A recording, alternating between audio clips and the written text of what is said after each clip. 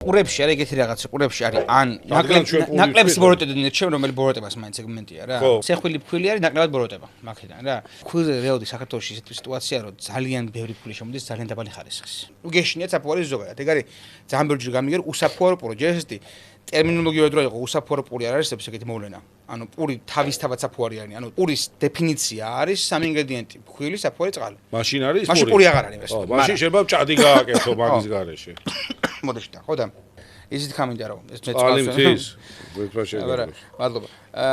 მის ხამინდა რომ საფუარი დიდებად ყველაზე ჯანსაღი რაღაცა პურში. ეს მაგას ვუძახი. საფუარი არის ფქვილთან მიმართებაში რო ავიღოთ. ფქვილთან, ზეთთან, შაქართან და მარილთან მიმართებაში რო იყო, ის საფუარი მეც გამვითარდა, კი მართალია იხოცება ცხობის დროს ხომ, მაგრამ ანუ ის ნარჩენიც კი მაინც ამ ნამჟავებია სოკოა.